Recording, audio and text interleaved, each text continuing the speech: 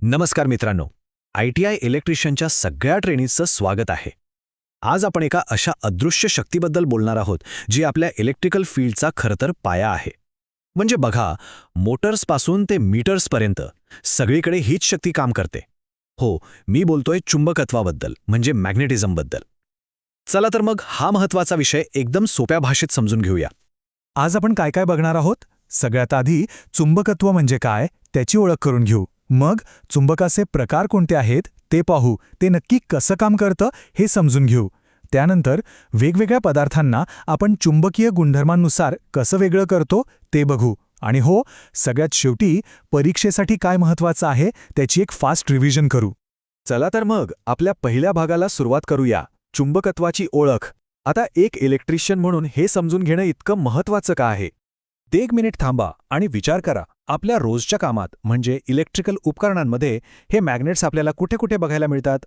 अगदी बरोबर. आपण बघा, आपल्या मोटर्स, जनरेटर्स, रिलेज, कॉन्टॅक्टर्स, इतकंच काय तर ॲमीटर, व्होल्टमीटरसारखी जी मेजरिंग इन्स्ट्रुमेंट्स आहेत ना, त्या सगळ्यांच्या कामामागे हेच तर मूळ तत्व आहे, चुंबकत्व.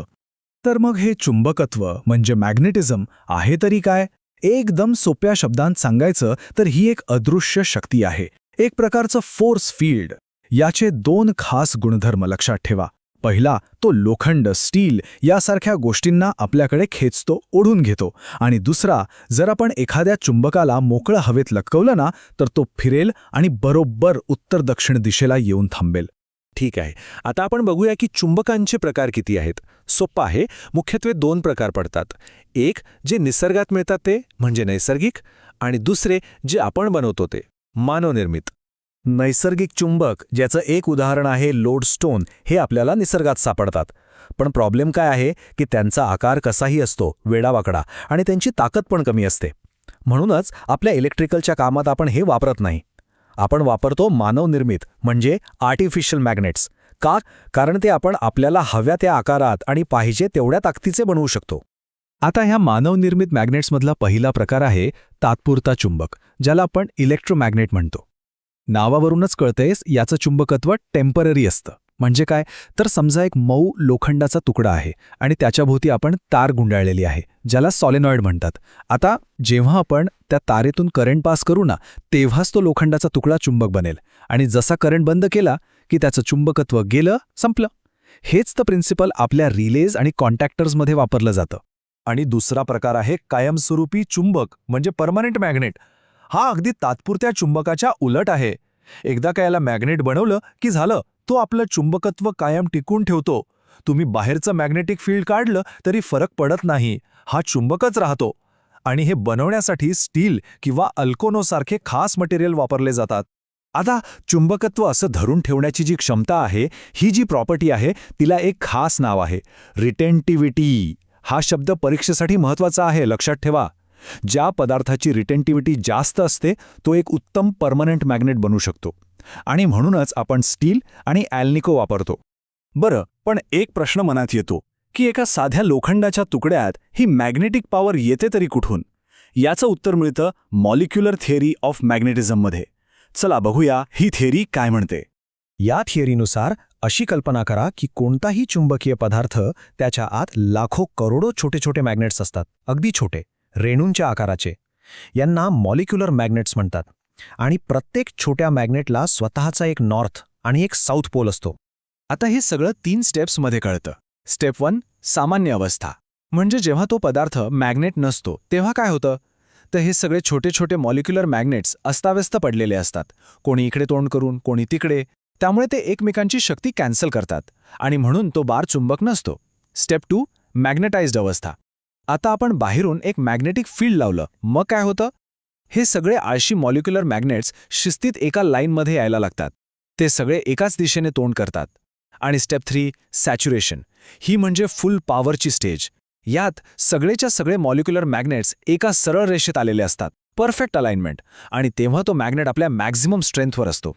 ठीक आहे, आता आपण हे बघूया की वेगवेगळ्या पदार्थांना त्यांच्या चुंबकीय वागणुकीनुसार कसं विभागलं जातं.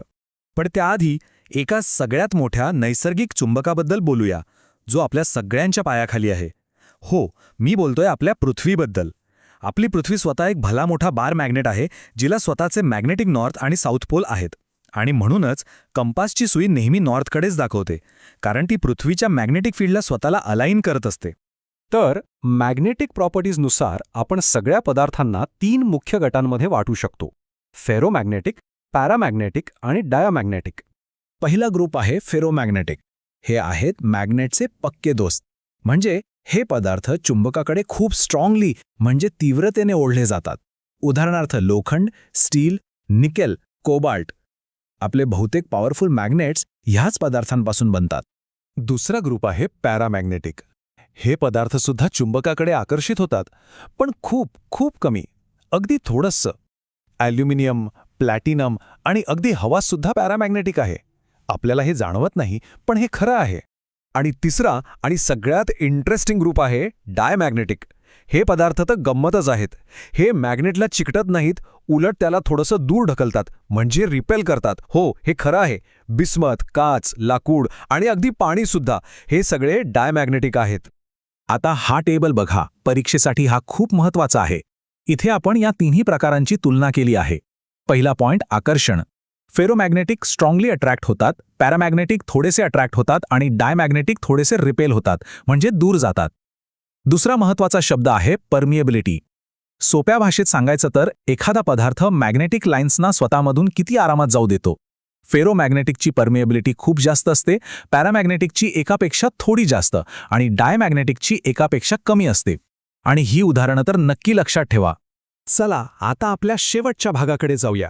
आतापर्यंत जे काही शिकलो त्याची एक क्विक रिव्हिजन करूया. परीक्षेसाठी हे पॉइंट्स खूप महत्वाचे आहेत.